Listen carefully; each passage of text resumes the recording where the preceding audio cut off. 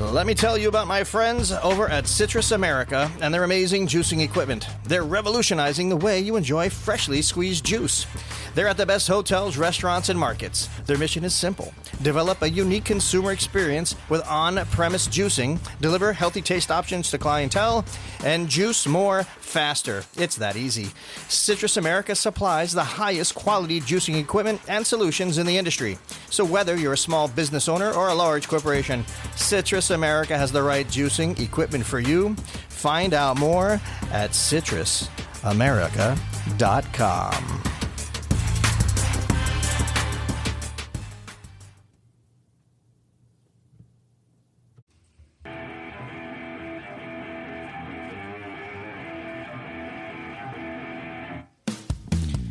Hello, Food Fam. This is the Walk and Talk podcast, and I am your host, Carl Fiadini.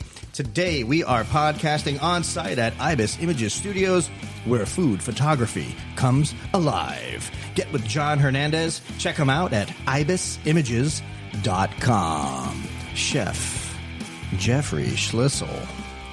How the hell are you, my man? A little tired today, but I'm fabulous. Oh, man. Especially after that espresso John gave me. Oh, I know. It's great. It's great. We're talking brisket today, right? Yeah. And some chicken. Yeah. And some alote, right? Yeah, we had a little function over at Cahaba Club. I was helping Marvin out. And, yeah, you had the Columbia restaurant group folks. Those dudes and those ladies over there, wow. They do a great job. They're fantastic people. Yes. And the hospitality, they were so just thankful for getting fed today. So, appreciative is, I guess, the word we really want to use. I think that they are a terrific group. Casey, yeah, he was great to work with. I don't know if Chef Jerry was there. He's another good guy. I was introduced to some corporate chef there, so most of the sous chefs were there this time around. But I was introduced to a corporate chef. They had a grand old time out there. They really did. Marvin did a phenomenal job showing them the ag B&B that he's got there, and he was talking about a little bit of, what he's going to be doing in the back part of the portion of the property with the Airbnb. They love the cows next door, so that was pretty cool to have the cows walk over to the fence, or the bulls walk over. So that was cool for some of them because they never saw that before. So we got you a gig to cook over there for the group, right? At first, they were like, when either it was you or Marvin were like, yeah, they're Colombian. So I thought like Colombian, meaning from the country. I didn't hear Colombia, right? So I'm like, oh yeah, we'll just do some Latin cuisine. This is easy for me. And then he's like, no, it's the Colombia group. And I'm like, oh, this should be fun because me being from the East Coast. You and I, and actually John Hernandez, all of us being from the East Coast, we don't have salami on Cubans. Yeah, true story. So I didn't want to do anything like that. And I made a joke about it. I'm like, listen, I'm from the East. This is the West. I didn't want to have the Crips and Bloods get into it. So I just did Floridian barbecue. Yeah, and that's when we Tupac and Biggie over here. No. Not on Marvin's farm. No way. Yeah. So we just did a really cool rendition of the brisket. We did it in the orange, classic old fashioned, hit it with a lot of bourbon. We did barbecue beans that had bourbon there as well, a little bit of molasses and brown sugar. What else was in the beans, though? So the beans have like 4 different or 5 different ones. I do pink Dominican beans, the butter beans, pinto beans, red kidney beans, and then some baked beans in there as well. But I drain out all the liqueur that's in the beans, so that's kind of neutral flavor profile at that point. And then I add in all the stuff that goes in as far as the original the OG rub that John got a little bit of. So that goes in there with the barbecue sauce, and then you just heat it and let it go. Yeah.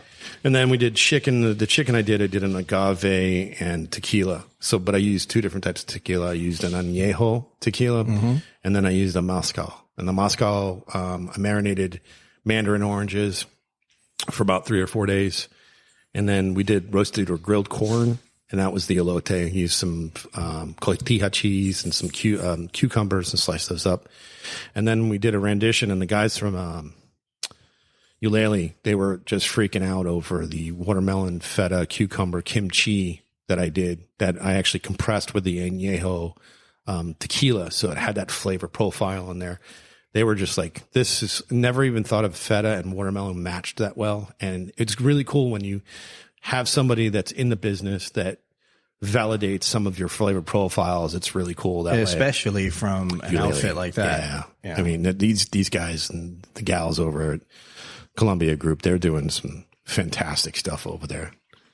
Yeah. I mean, the original one has been around for 100 plus years. Yeah. I met the guy, ironically enough, I'm like, how many different restaurants? Because I know there's one in St. Augustine. He's like, oh, that's my store. I'm like, you came over from St. Augustine? He's like, yeah, we drove over and just to see the farm. And I think the building that it's in too is, a couple of 100 years old or something. The one out here or the one over in St. Augustine? Oh yeah, that one's like right on the main strip, if I'm not mistaken. Yeah. But it's really cool because not only the validation, but for chefs to see, like, Marvin has right outside his farm where he's, that's his home. He has those Barbados apples that are like the cotton candy. Yeah. Man, they just freaked out over those. Every single one of the cooks and the chefs walked over. They were on the tree. Yeah, so they were popping. I mean, the pinks and reds, and some were green that were just coming in. We were just talking about the farm and Marvin and what we might do, right? We've got a lot of chefs that are part of the Walk and Talk Alumni, right? Chef alumni that have been on the program, or we're culinary partners, whatnot. And I want to bring them all together and throw a bash into a badass party, like a food industry party. But I want to have all our chefs over there. Yeah, it'd be cool if we could do it like towards, August, September, October, because that's when the season starts to go. So it's almost like kick off the season bash kind of thing for before it gets busy again. Yeah, exactly. Yeah, of course. Maybe a Sunday or a Monday or something like that. Yeah, definitely. And have some of the vendors and do it like potluck. But would be really cool if to throw it in there for everyone that's local to Keystone, because that's where Cahaba Club is. If they're local in an hour driving distance and they're hearing this and they want to meet some of the alumni and taste some of the phenomenal food and introduce yourself, to us, and so we can get some feedback on how we're doing. And what a great opportunity for people to come out to the farm and actually have some fun and have some really cool food. Yeah. Well, yeah. And you know what? It's probably a good idea. We kind of hinted at it in our conversation, but, it might be a good idea to, to have some of the, Walk and Talk vendors come out too, Peninsula Food and, I don't know, Molina, the whole crew, 813 Tequila, like just have everybody come out, maybe put up a booth or at least use the product in everything we're doing. Right. And showcase. Mm-hmm. And also if there's a chef out there or people in the industry that want to get to know how to get on the show or actually look at some of the vendors we have, this is a perfect opportunity for them to come out too as well. Yeah, true story. It's definitely something that we could, we need to put this together, man. We have some time, but as you know, time is, runs through the hour. It's the most expensive thing we have. Indeed, it is. It's very expensive. So is my wife. But, that's another story for another time. Right. That's not for today. You know what I'm saying? So, but yeah, man, I was really excited about that brisket you were talking about. Yeah, it just, when you do something and you have some fun with some flavors, it's just amazing when you do. How long does it take you to do your brisket? 10 to 14 hours. Yeah. And it depends on the brisket because sometimes you can go 14 hours and that brisket is not done. I am going to procure a Creekstone Farm brisket for us to play with. Okay. Yes. I can see where this is going. Oh yeah. No, baby. I want you to do something stupid with it. I want it to be amazing. Like the best thing you've ever made in your, culinary career. Challenge accepted. Per se, Yeah, challenge accepted. Okay. I can think of a couple of different things. We got to have the baked beans, whatever we're going to do. Those beans sounded right. That is a bar none. I didn't, I went in there thinking there's no way the group's going to want to eat beans. They see beans every single day, blah, blah, blah. Oh my God, they love those beans. So I'm like happily tickled in pink because again, when you have butter beans mixed in with some of the other smaller beans, it's just the mouthfeel, the texture is so different, but the ingredients that you throw on the spice, because I called them Diablo, and they're Diablo because there's a habanero pepper in there. Nice. Do you know what I did once? So this is probably 15 years ago. There was a Cisco show up in, where was that? North Carolina. Up somewhere in one of the North Carolina spots there. And I went there representing Cafe Don Pablo. This is a coffee company. Right? So I'm up there, and it was right around the time of whatever the World Cup was for that year. I don't recall exactly the date, but Argentina, I think it was in there. And one of our buyers was from Argentina. A coffee buyer. So they were handing out jerseys of all the teams. And I was like, oh man, look at that. So to get one, you had to eat a habanero. Now I should have just went to the store and bought one, right? But I decided, no, I'm gonna do this. What the hell? It's a stupid pepper, right. Tough guy, So I threw this pepper in my mouth and immediately swallowed it. And I was like, oh, this is nothing. Until tomorrow. No, until 10 seconds later. Oops. Yeah, no, it was an overwhelming, the feeling was literally from my scalp to the end of my feet. And it was terrible. It was exactly 10 minutes of torture and pain and bread and milk, and none of that stuff does a thing. It was horrible. Now, I will tell you this, as soon as it went away, as soon as the pain and torture and, crying and gnashing of the teeth, as soon as that all curled ended, up in the fetal position. Right. I had about, 3 or 4 minutes of the absolute most clarity I've ever had in my life. My vision was crystal clear, and my thoughts were it was precision. It was amazing. For a moment, I said, wow, I got to do this once a week. Naturally, no, let me do that again. But no, forget it. But at the end of the day, man, it was really an amazing feeling. Yeah. Yeah. At the end. Right. Not during. Correct. So there's a funny story. When I used to work for the previous employer they came out with a ghost pepper cheese, and then they got into partnership with a guy named Ed Toohey. And Ed Toohey has a farm in North Carolina called Butt Pucker. And that's the name of the farm. His specialty and his number one customer for his farm is the DOD, Department of Defense. And he has weaponized peppers where he came out with the Carolina Reaper, which is about 2.2 million Scoville units. Well, pepper spray from a cop is about 2.1 million. And one of the things he came up with doing the farm was he was going to medical school, but flunked because he was dipping into too much wacky weed. So he kind of flunked out because he wasn't going to class, obviously. But he was hypothesizing that somebody in his family developed cancer. And he hypothesized that around the equator, that's the least amount of cancer. So he thought it's got to be the Capsaicin. So that's why he started it. And he crossed a scorpion pepper, which is Trinidad. It's a naturally occurring one. It's about 1.2 million and 1.4 million Scoville units, and crossed it with a cayenne pepper to get the 2.2 million, the Carolina Reaper. But he has a pepper that's 5.5 million Scoville units, and that's going to the DOD.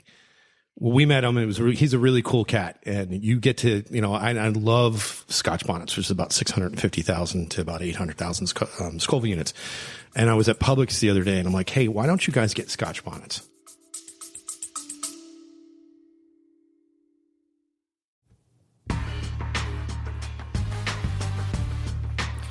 Attention chefs and food buyers.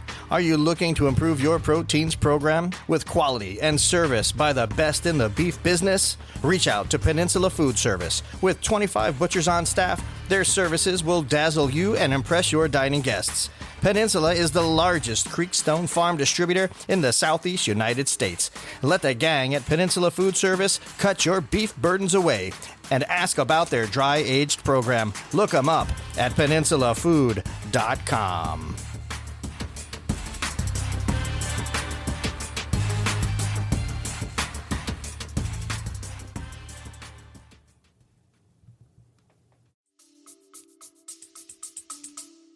They don't want any lawsuits. Well, no, because here's the thing. They got habaneros, and he's like, well, they tell us it's the same. I'm like, go ahead and tell that to a Jamaican, because it's completely different. Listen, habaneros are terrific, and they meet the needs of both sides. Yeah, but the Scotch bonnet has a wonderful flavor fruitiness to it, as well as the heat, and that's what I love about that pepper. Right. You know, I can't go anywhere. I can't use a habanero and make a habanero sauce. That's a Jamaican sauce. It's going to be a habanero sauce. Ironically enough, everybody today was like, "How spicy was the beans?" And I'm like, I didn't realize, you know, because most people I deal with that I don't like to go full on with what my spice palette is. So I kind of made it like a 1 or 2. Somebody took it. Somebody took the little magic. That's why I called it El Diablo. I left it whole so you can pierce it. Somebody, the first one off, it was gone. I turned around. I'm like, I have no clue where it went. So the first 5 people must have taken it.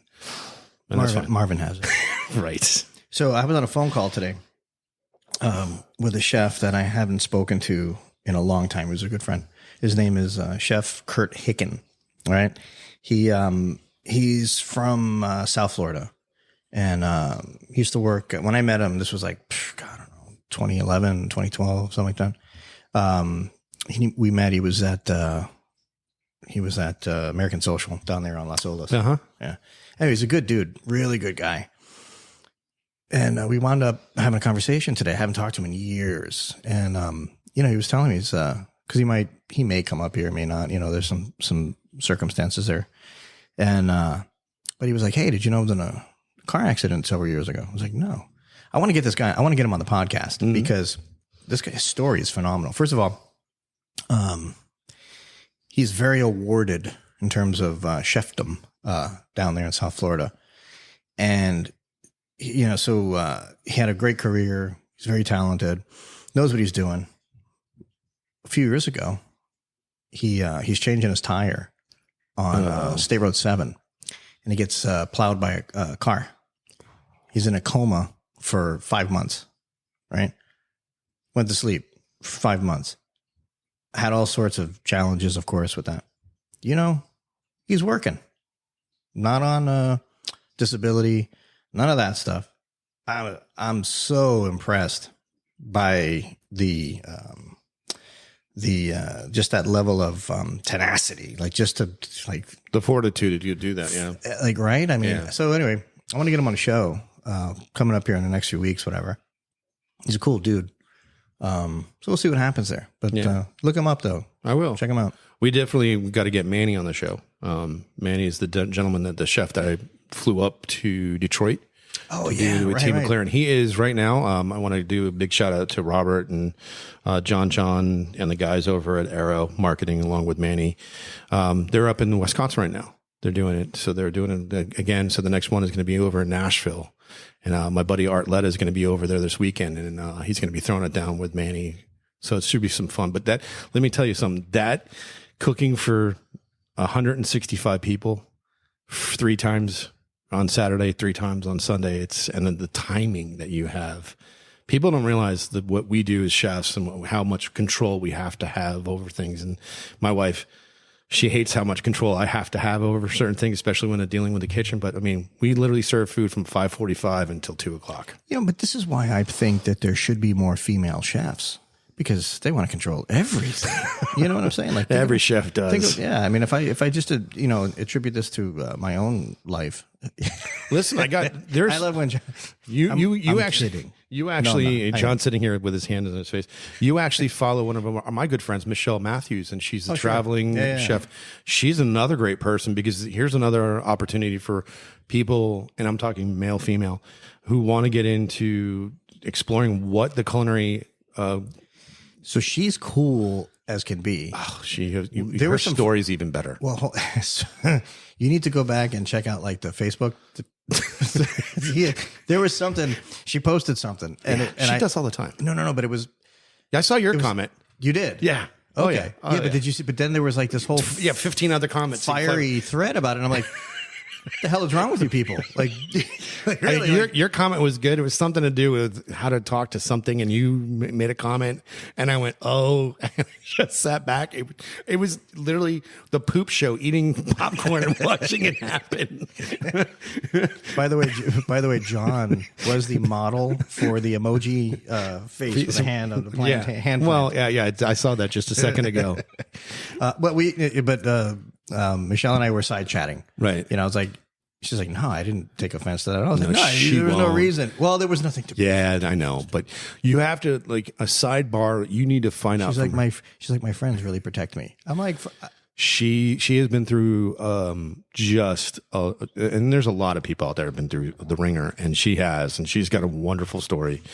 I check on my peeps all the time, and she's one of them that every once in a while I leave her alone for a while, and then all of a sudden she gets popped in the Facebook Messenger. It's like mental health checkup, and then she just, hey, this is what's been going on.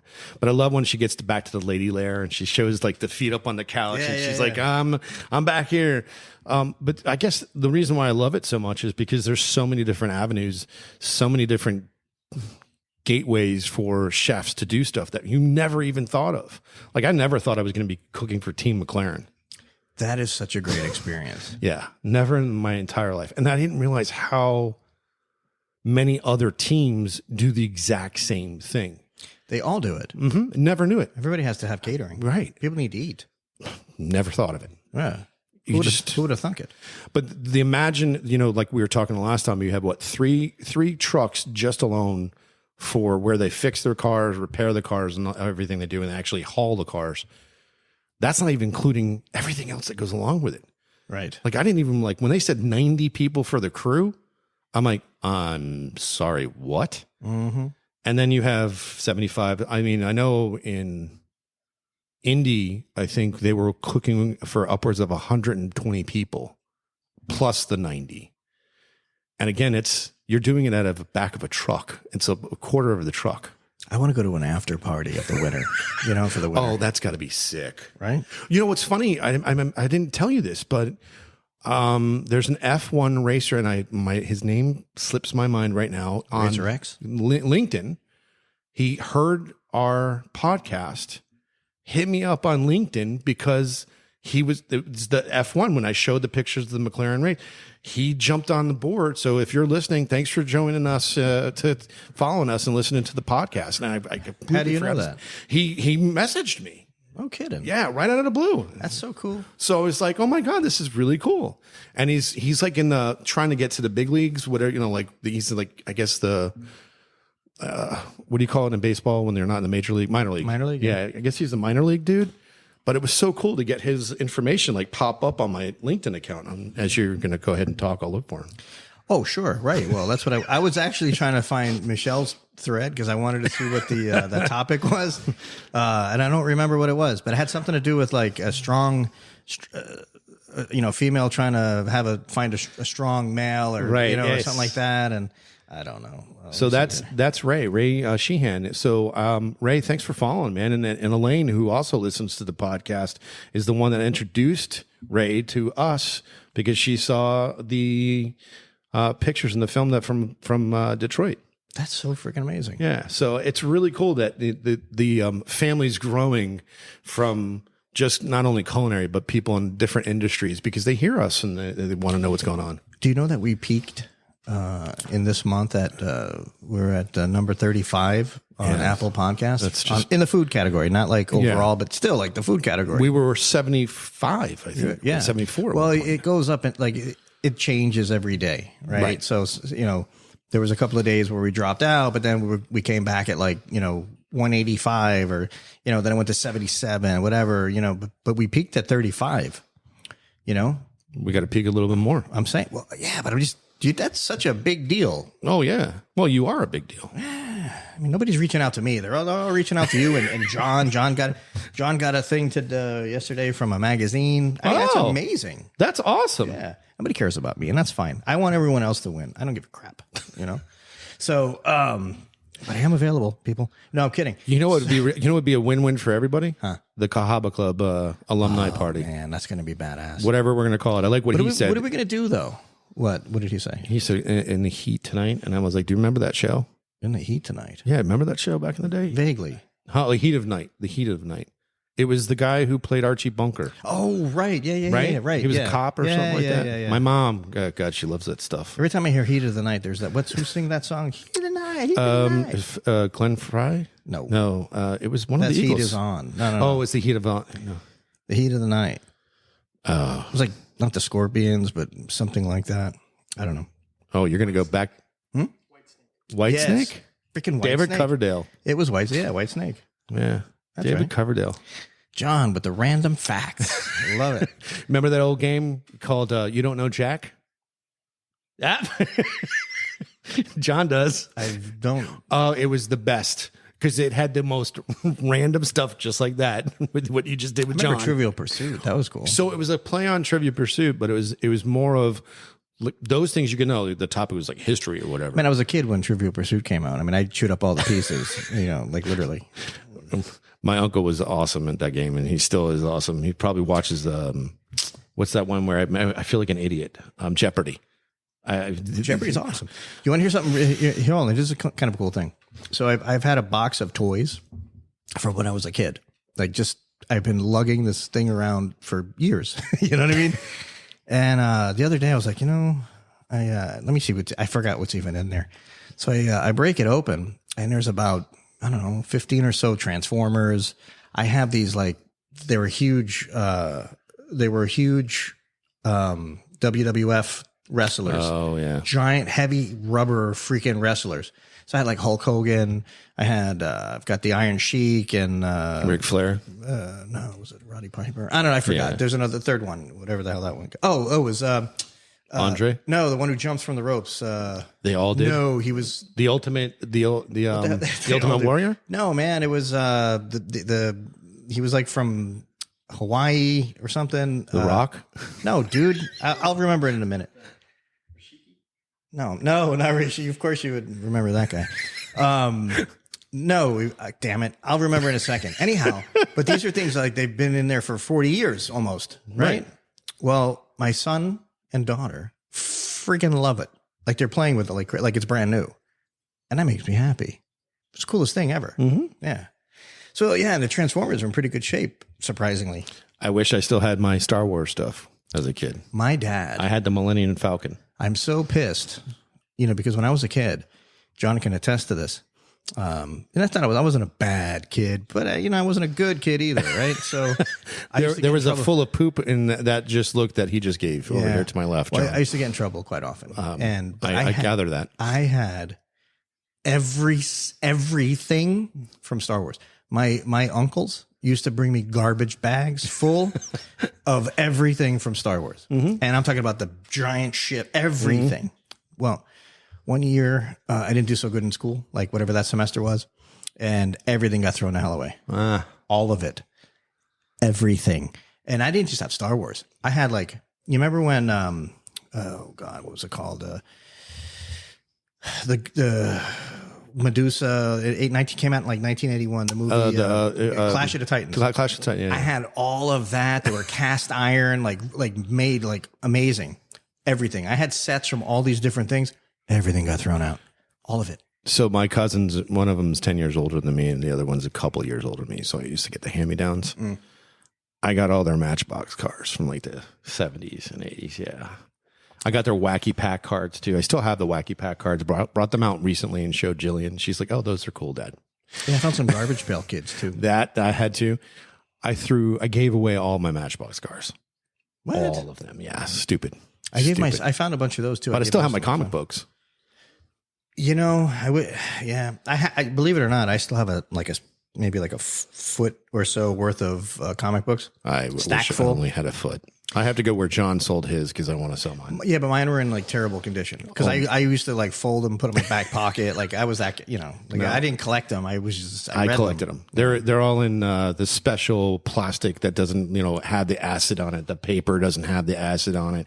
These things are you people ruined. It's people like you and you that ruined comic books because you're supposed to read them and beat the crap out of them. No, I bought put two. Them in your pocket I read one. And I saved the other one.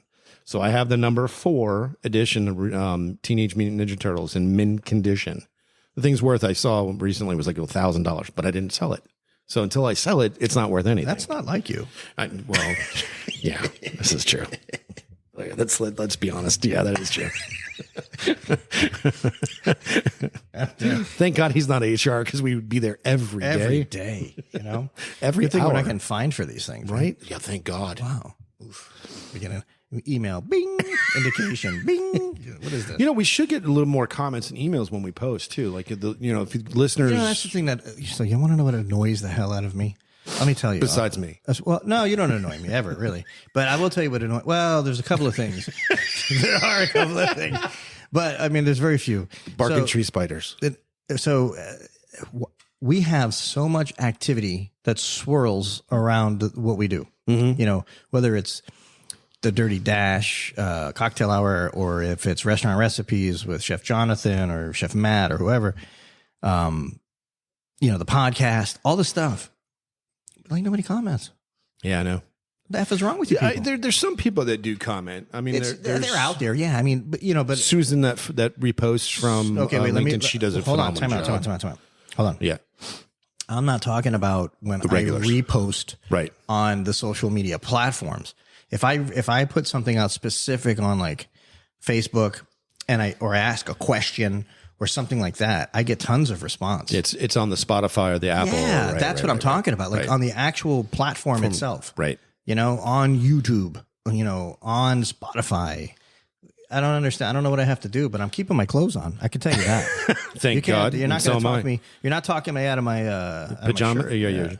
I had a couple of farmers. Ask real nice. See, ask me real nice and throw some green at them. Yeah. I've had a couple of the farmers that have said, "Hey, listen, when you're talking about mental health, it'd be good if you ask the question and see if they can respond." So I know that they want people to kind of talk back. I do want to tell you, it was funny. It was me. Sorry, I'm rocking the chair. Manny had called me when he landed in Wisconsin. Yeah. So I took the phone call. I was like, "Oh my God, what happened?" So I answered the phone. He's like, "Hey, I got a funny story to tell you." I'm like, "Okay." So I'm getting off the plane. I'm in the jetway. And this woman is being pushed by, she was in a wheelchair and she's being pushed up this, skyway. And she looks over at me and she says, "Excuse me, sir, but what is the bacon caterer?" And so he turned around and goes, "No, it's actually the Bacon Cartel." And funny you should ask me, because I can't make this up. I have a Jewish friend that loves bacon, and he started a company called the Bacon Cartel. He goes, needless to say, the entire jetway was laughing hysterical. And I went, "You're kidding me." He goes, "No." I go, "Did you tape it?" He goes, "No." I go, "Part of wearing this merch is you have to tape when certain things happen like that, dude. Yeah, you got to capture that." I mean, that was absolutely hysterical. And I did it to myself too in Detroit, that I didn't tape. And the woman looked at me and she said Bacon Cartel, and looked right at me, and I had my pig shirt on. And I started to walk. She goes, "Is that your real name?" I go, "No, it's my company's name." And it's my street name. Right? No, the Kingpin's the street name. Yeah. Well, so I say. Or Ham Hock, as you called me last week. Ham Hock. I love it. It's your new name. And what was the other one you just gave me today? I did today? Yeah, John, he said today, my new nickname is going to be, it was something, it was Facebook. It was just today. We were sitting across from one another, and you went, and you called me the name, and I said, "Oh, that's like the Ham Hock. I have two different." You're right. And it's Lambda. Oh my God. Yeah, try Lambda. We were talking about my Pi Lambda Phi days, right? Yeah. My fraternity. That's right. Days. Well, right. I didn't remember because we were talking about a party. A party. Yes, a party. And I wasn't invited to a party. Well, we were talking about Bolero. Mm-hmm. And if my fraternity brothers are listening, please let Carl know that you hate Bolero and why. Lambda. I love it. I got to watch that movie again. I know. Revenge of the Nerds, right? Kids. Look it up. If you don't know, that's because if you don't know, now you know. And listen, at the end of the day, it's a wonderful insight as to how life used to be. Pretty much very accurate. I mean, imagine some of the shows back in the late 70s, early 80s, and they tried to put that on today. Impossible. Or those movies. Impossible. Like Porky's. How about Porky's? Great movie. Great series. How about Blazing Saddles? Yeah, but you couldn't play that today. No, you know what? Not. I think you can. Nah. I would love it. I'm good. I'm fine. My skin's thick. Take it. Being from South Florida, it has to be. You know what I'm saying? You know what's funny? Here's a funny piece of random Carl knowledge. So, my background's freaking Italian, right? So, whatever. So I lived in New York for, about 5 years as a kid, right? I was born in South Florida, moved to New York, came back. Well, in the period of time I was there, I picked up a terrible, accent. And, one of these short accents, And when I moved to, the Davie area, it didn't go over. No, it wasn't smooth.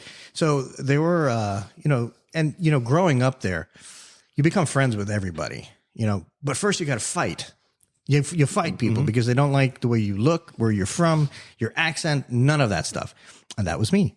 And but and I'm talking about like from third grade, like this stuff starts young. Oh yeah. But by the time you get to high school, like you're everybody's family, you're friends with everybody from every walk of life. From, local, local sort of farm boy to, whatever, everybody in between. But yeah, I mean, I had to fight everybody. Usually the good old boys from the neighborhood. Yeah. They were like, where's that accent from? New York City, like it's one of those things, like the Pace salsa commercial. Yeah, exactly. Think about like growing up in Hollywood, and then you would hear people from northern Florida, and they had the twang, and you're like, "Where are you from?" They're like, "Oh, I'm from, Ocala," and you're like, "Why is your accent so thick? Like you live in South Georgia?" And then I realized it's kind of like South Georgia. Well, for people who don't know, the Davie area, that was like everybody had horses. Like even the McDonald's had the what's it called? Where you tie the horse up. Remember Armadillo Cafe with Kevin McCarthy? Yeah. That whole strip mall had the same thing. You could wrap your horse thing. Hitching post, right? Yeah, that's right. hitching post. There you go. John with the. See, I'm telling you. Who needs Google? Don't know Jack. Don't know. Who needs Google? www.john.com. Look it up. All right. Love it. Anyway, it was a crazy time. That was like, weird to be from somewhere else and live in Davie in the late 70s, early 80s. Strange. Well, we talked about it before. I remember going out on University Drive and Sheridan Street, and it was actually just dirt road after that. Mm-hmm. Yeah. I mean, where we were, Sterling Road, we were like towards right before Flamingo, and it was basically dirt road out that way. And then it all got built up. Yeah. I mean, especially in the last 15, 20 years. But everybody knew when you said Emerald Hills, we knew where you're from. We knew what this. We know what school you went to. We knew your religious background. You're a doctor, and it was your parents were lawyers or doctors, or stockbroker. Uh-huh. Yep, true story. Oh yeah, it's cool. No offense to anybody that lived over there. What's the offense? That's all great stuff. Yeah, I lived over in Hollywood Hills, so I lived closer to the Hollywood Hills High, and I had to move and go over to South Broward. That's where I went to high school. I never really was into South Broward, man. Either am I. I'm from Hollywood. Cooper City in the house, baby. I know. Cooper City. I remember when you guys went on lockdown, where you guys couldn't go out for lunch. What? You were during the day, back in the day when I went to high school, we were open for lunch, meaning you could go to churches or nothing. Yeah, you can leave. Right. Cooper City, they had to close it down because there were so many accidents in the kids, and there was that one bad one where the kid flipped over in the canal. Yes. And then they stopped doing lunch. I do remember that. Yes, You're correct. Yeah. But you know what I do remember? This is way off the track of food, but do you remember there was a football game between Western High School and Cooper City High School, which is of course the rivalry. Right. Huge rival.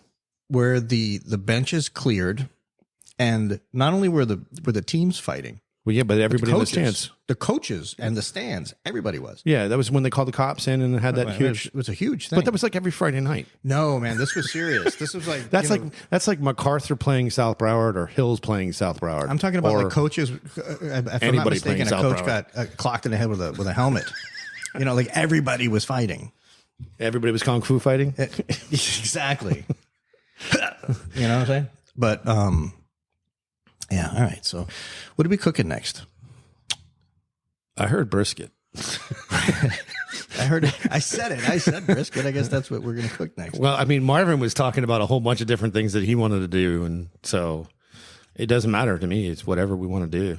But I'm telling you, for this party that we're going to do with the alum, each chef gets a different course or different protein, and they have their way with it, and so that way each person that wants to taste, it would be so much. God, think about the culinary talent that this show has showcased and what they can do. I mean, between Kevin all the way to the gentleman that we were at the Grand, the Wyndham Grand over in Clearwater. Yeah, you just Jeff published. Nana. Nana. His talent. Just imagine that. And Jonathan. and Alex. Mm-hmm. Yeah, we're gonna have a good time. How many chefs are too many of them? Well, I had close to 30 today, and they didn't spoil the stock.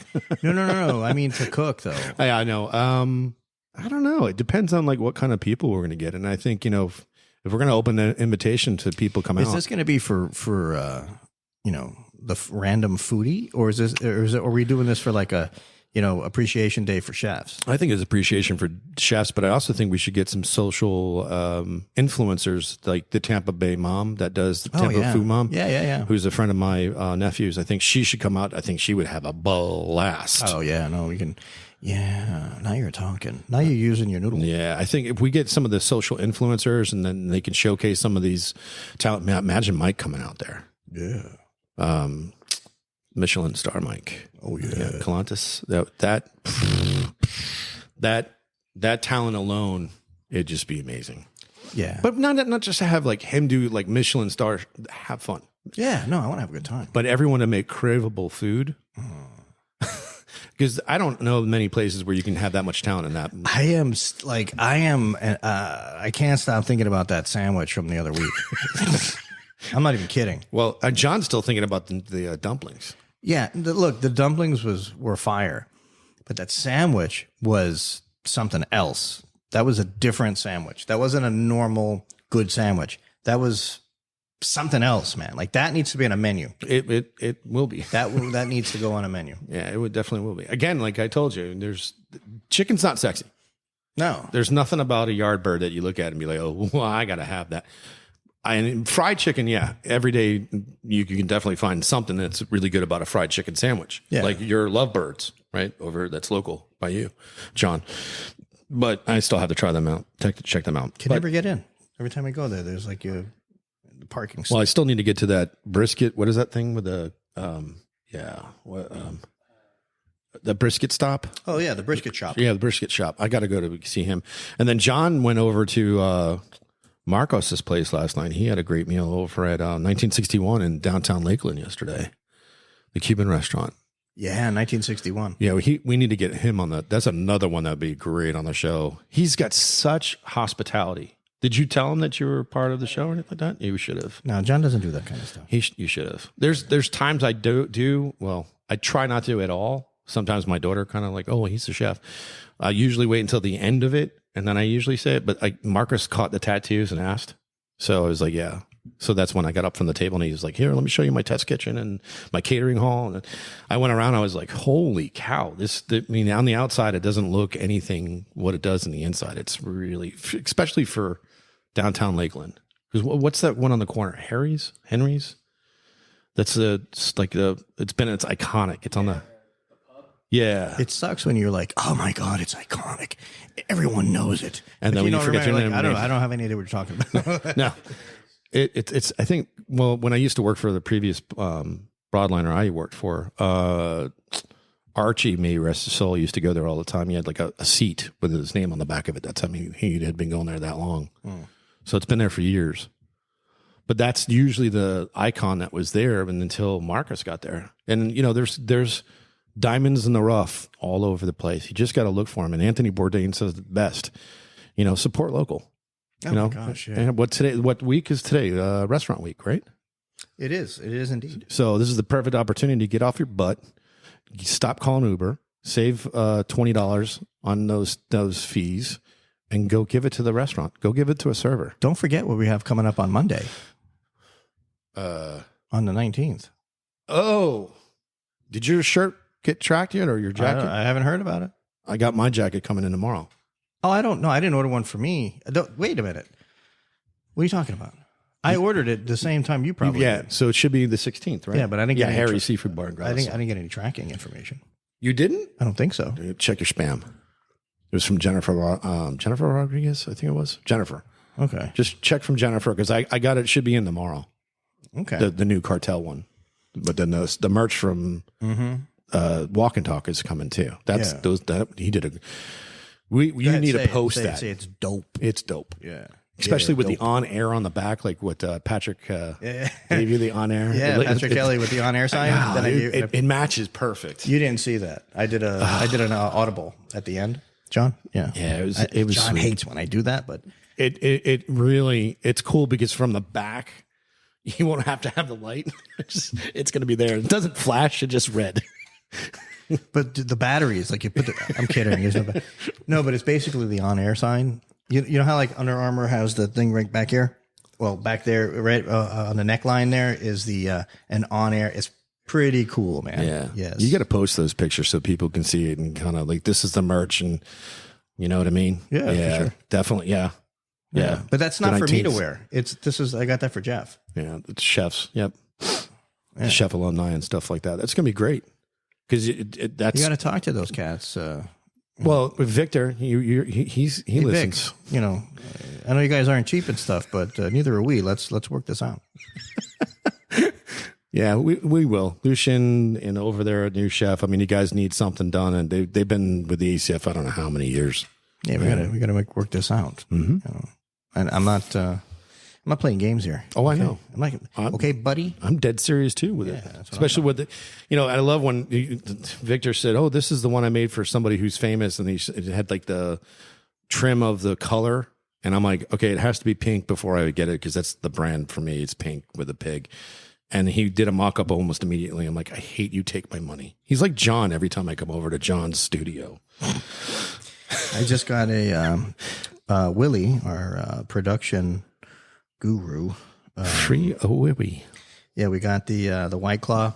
One of the from the Dirty Dash series we put together for White Claw. Yep. I just got the link, which I'll be posting. That looks so good. Oh my god. Was that with Julio? That's with Julio. It's the watermelon. What do they call this? Yeah, watermelon sugar. Oh, watermelon sugar from like the song. Oh, right. Watermelon sugar. Yeah, he had no idea what he was going to call it, right? Yeah. Man, that's beautiful. Good pics, John. Look at that. Look at that photography. I'll post this up. Well, hey, John, can you get that posted on the website, man? No, because that could be. I don't know. All right, we're working on that. Listen, for those of you that are listening and you want to see really something that's behind the scenes, we should really take some shots and show you. John's been working. It's very difficult because the scheduling and doing everything he's doing. Yeah, definitely tirelessly. The back part of this website is just going to be incredible. All the alums going to have their own pages. Well, our culinary partners are going to have, because so what we do is we put, we'll take like one of our series, restaurant recipes, and we'll give that show to a chef, like restaurant recipes with Chef Jonathan Rodriguez, right? So he cooks all his dishes. We make that, that series, he gets his own playlist, right? And so it could be restaurant recipes with Jonathan Rodriguez or restaurant recipes with Chef Matt Brennan. There's a whole different, catalog of chefs who are part of our team, really. And it's great for everybody. The property whatever property that they're at gets promoted. The chef gets promoted. The dishes get promoted. Even the cocktails from that property also. Everything gets marketed, promoted. All our video is broadcast quality. It's good stuff, man. Everybody gotta get out there and get on our website. We're redoing the website, but get on the current one. www. John hates when I do that. thewalkintalk.com. Yeah, we still got to get Sammy from Detroit, from Sahara. That meal. You want to talk about craveable? He's just a great dude. Having that conversation. That's what I've been experiencing when you travel. I mean, when you travel, it definitely marks your soul. It puts a mark on your soul. Yeah. And some of these people that you meet out there are just incredible what they're doing. And I was talking to Manny about it, and I'm like, you know what I loved about his food? He had such a passion for his food being Lebanese that he didn't want to dilute it in any form. And he just does it because he loves it. And that's what his parents cooked. You know what? I got to see what month that was in. But once a year, there's a big Lebanese big party out here through, right. Well, Joseph told me about it. I would love to, because that food to me is... I didn't get to make this last one. I want to say this was about 4 months ago. The food is just exceptional. You feel good about yourself after eating it. It's not heavy. And I feel like such a dirtbag after I eat. The stuff sometimes, when I'm alone, I do damage. It's so bad.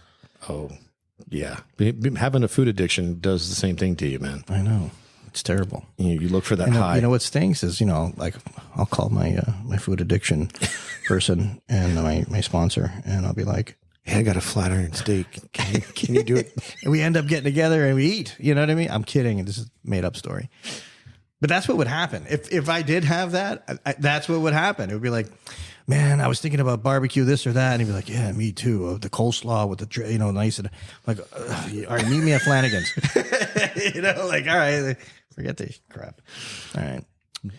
But with that said, Jeffrey Schlissel, you are an advocate for all sorts of things. How can you help people? Where do they go? For everything.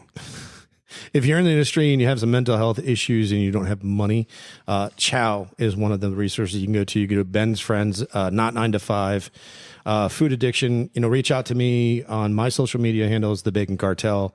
You can go anywhere. You can see The Bacon Cartel or _Bacon Cartel. With a name like The Bacon Cartel, though, it's almost like you're the pusher. Yeah, because you are. You're kind of the pusher. Sort of. But listen, we're also a farm. You're like this is like the New Jack City of the restaurant scene. You know what I mean? Yeah.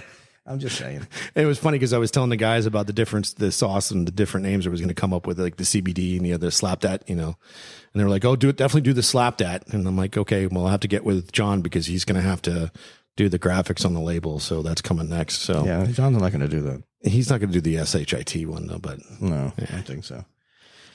All right. Oh yeah, I love this one.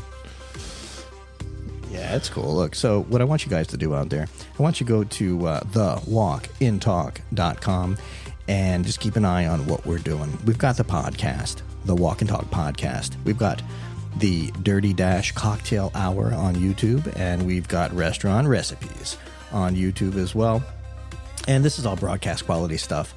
It's like one of those big networks, but with like your local chefs who work 80 hours a week and slumming it.